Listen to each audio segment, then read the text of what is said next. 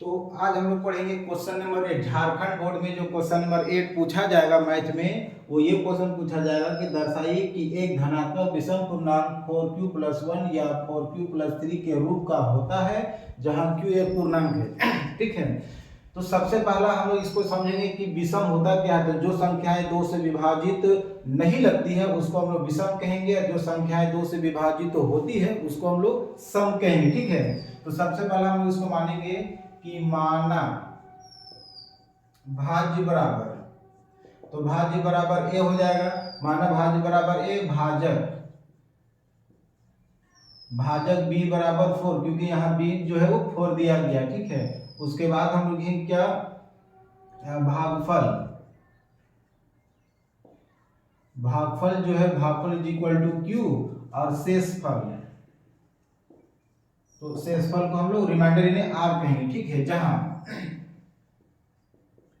जहां 0 से जो बड़ा होगा वो आर है, इससे भी बड़ा जो है वो मेरा 4 दिया गया। ठीक है, तो हम लोग 4 लिखेंगे, तथा शेषफल, शेषफल यानी आर को हम लोग मान लेंगे तो किस रूप में मानेंगे, तो 0 1 2 3 डॉट डॉट में माना जा सकता है। ठीक है, तो हम लोग इसको किस रूप से बनाएंगे, एक फॉर्मूला है, उस फॉर्मूले से बनाएंगे यूक्लिड विभाजन का, यूक्लिड विभाजन से। तो यूक्लिड विभाजन का फॉर्मूला है कि भाज्य बराबर भाजक गुने भागफल, और ये हो गया जोड़ मेरा शेषफल, या शेष कह सकते हैं, या शेषफल पूरा लिखा जाए।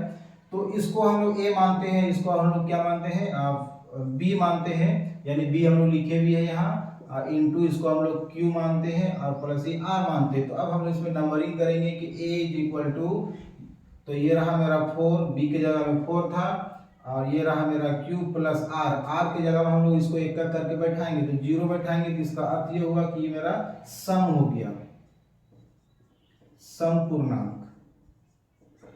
दूसरा a2 इज इक्वल टू, तो 4q+1, तो ये मेरा विषम कहलाएगा, विषम पूर्णांक। तीसरा 3 इज इक्वल टू, तो 4q+2, तो ये मेरा सम कहलाएगा, सम पूर्णांक।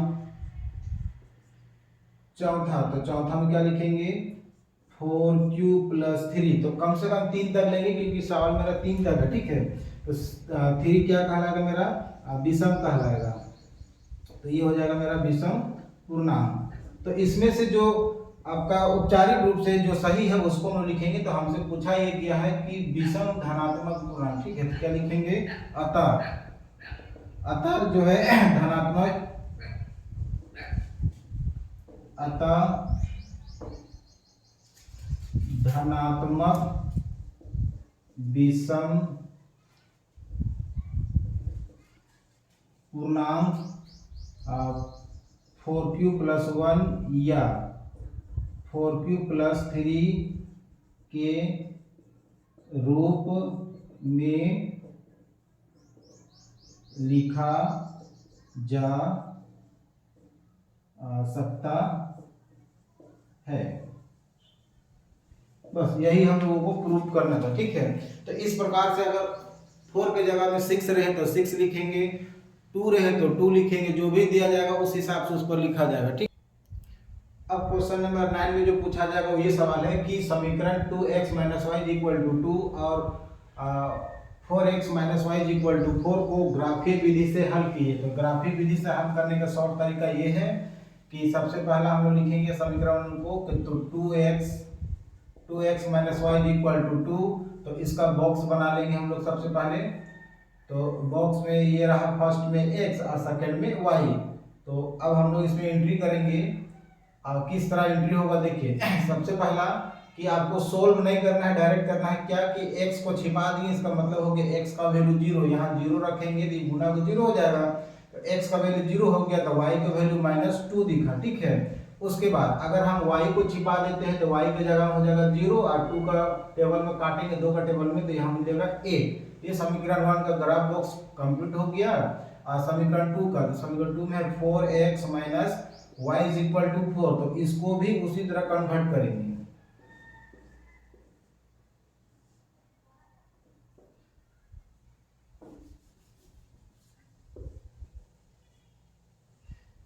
तो इसमें भी जो है ये फर्स्ट में रहेगा x, सेकंड में y, तो हम जिसको छिपाएंगे उसका अर्थ क्या हो जाएगा 0, तो बाकी जो बचेगा वो उसका वैल्यू हो जाएगा। तो x इसको छिपा देंगे पूरा पूरी, तो x का वैल्यू हो गया 0, तो y का वैल्यू क्या हो जाएगा -4। अब y को छिपा देंगे तो y हो जाएगा 0, तो x का वैल्यू तो 4 का टेबल में काटेंगे तो यहाँ आएगा 1। अब इसको ग्राफ में हम लोग एंट्री करेंगे, तो मेरे पास स्केल अभी फिलहाल नहीं है, तो ये जो है वो इधर का x का वैल्यू -x का वैल्यू होगा, इधर x प्लस में होगा, y जब नीचे आएगा तो ये y माइनस में होगा, और ये y ऊपर जाएगा तो प्लस में होगा। बीच में केंद्र जो होता है वो 0 होता है, ठीक है। तो कम से कम हम लोग 4 पॉइंट तक लेंगे, क्योंकि सबसे बड़ी संख्या यहाँ 4 है। तो ये रहा 1 2 3 4, 1 2 3 4, 1 2 3 4, 1 2 3 4। तो आप लोग स्केल से बनाइएगा, ये तो हम अनुमान लगा के बना रहे, ठीक है। तो आप लोग स्केल का इस्तेमाल कीजिएगा। अब इसमें भरना कैसे है ये समझिए। x का वैल्यू 0 तो बीच में हो गया, ठीक है। तो y का वैल्यू क्या -2, तो -2 नीचे होगा, तो 1 2 यहाँ इंडिकेट कर लेंगे। उसके बाद x का वैल्यू 1, तो हम लोग यहाँ इंडिकेट कर लेंगे धनात्मक वाला में, क्योंकि ये प्लस में है। और y का वैल्यू 0, तो 0 हम लोग नहीं लिखेंगे, वो बीच में रह गए, ठीक है। अब इसको मिलाएंगे छोटा वाला स्केल से, तो ये दोनों एक दूसरे से मिला, कटान बिंदु से मिला देंगे, ठीक है। उसके बाद कहता है क्या x का वैल्यू 0 दूसरा में, तो 0 बीच में रहा, तो y का वैल्यू -4, तो हम लोग नीचे आएंगे 1 2 3 4, यहाँ इस जगह पर इंडिकेट कर देंगे। फिर कहा क्या कि x का वैल्यू 1, तो ये 1 यहाँ पर इंडिकेट करेंगे, और y का वैल्यू 0, तो 0 बीच में होगा, ठीक है। तो अब हम लोग इसको मिलाएंगे, तो फिर ये मिलेगा इस तरह से। तो इस तरह से जो हम लोग मिलाए हैं वो कंप्लीटली स्केल से हम माप करके डिस्टेंस नहीं लिए हैं, ठीक है। तो आप लोग इसको हिसाब से मिलाइएगा। x का वैल्यू और y का वैल्यू लिखना है, तो x का वैल्यू कितना होगा 1, और y का वैल्यू इन दोनों में किसको लेंगे, तो जब दो वैल्यू मिल जाए तो बीच वाला केंद्र वाला वैल्यू लेंगे 0, तो ये हो गया मेरा x का वैल्यू 1 और y का वैल्यू 0, तो ये दोनों का आंसर जो है वो क्लियर हो गया। अब क्वेश्चन नंबर 10 में जो सवाल पूछा जाएगा वो ये सवाल है कि उस 80 का 31वां पद ज्ञात कीजिए जिसका 11वां पद 38 हो और 16वां पद 73 हो। तो हम लोग पद को क्या मानेंगे, a1 a2 a3 dot dot dot an, इस तरह से हम लोग पद मानेंगे, ठीक है। तो सबसे पहला हम लोग लेंगे क्या 11वां पद, तो a का 11वां पद का वैल्यू कितना है 38। फॉर्मूला बनाएंगे 11वां पद का, तो 11वां पद का फॉर्मूला क्या होगा, तो a plus 10d is equal to 38, जितना कहा गया उसे कम d लेंगे तो फॉर्मूला बन जाएगा, ठीक है। तो ये हो गया हमारा समीकरण 1। तथा दूसरा में कहा था कि 16वां पद 73 है, तो a का 16 इज इक्वल टू 73, तो जितना कहा गया उसे कम d लेंगे, तो 16 कहा गया तो 15 लेंगे, तो ये हो गया मेरा 15d is equal to 73 dot dot dot, समीकरण ये हुआ 2। अब देखते हैं समीकरण 2 मेरा बड़ा है, समीकरण 1 मेरा छोटा है। तो समीकरण 2 में समीकरण 1 को घटाने पर, तो हम लोग घटाने पर क्यों लिखेंगे, क्योंकि सब प्लस प्लस है, चिन्ह बदलना पड़ेगा। अगर चिन्ह बदलेंगे तो घटाने पर, और चिन्ह नहीं बदलेंगे तो जोड़ने पर। तो a plus 15d is equal to 73, फिर a plus 10d is equal to 38। अब इसका चिन्ह बदलेंगे तो ये भी माइनस, ये भी माइनस, ये भी माइनस, ये कट जाएगा। 15 में से 10 गया तो बचा 5, यानी 5d इज इक्वल टू, इधर बचेगा मेरा 35। तो 5 का टेबल में हम लोग डिवाइड करेंगे तो d इज इक्वल टू 35 रहा, 5 गुना में था तो भाग हो गया।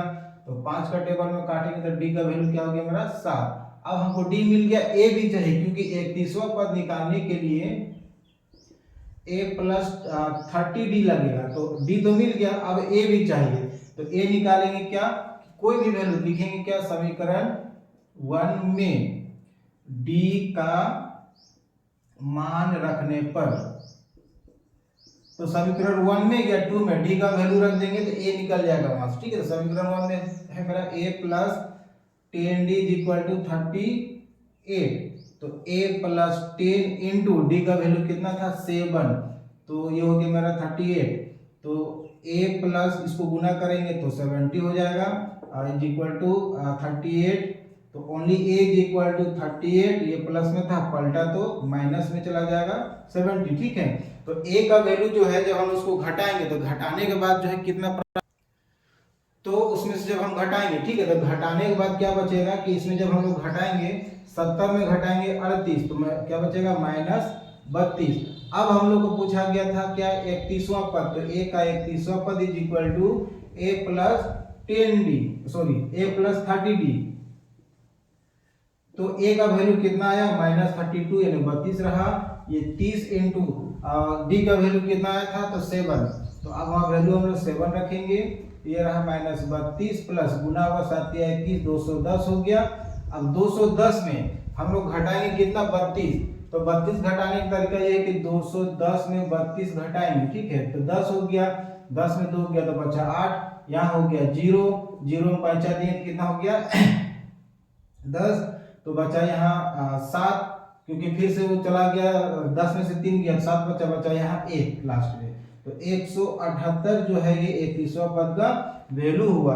तो ये आपका कुल मिलाकर के आंसर हो गया क्वेश्चन नंबर 10 का।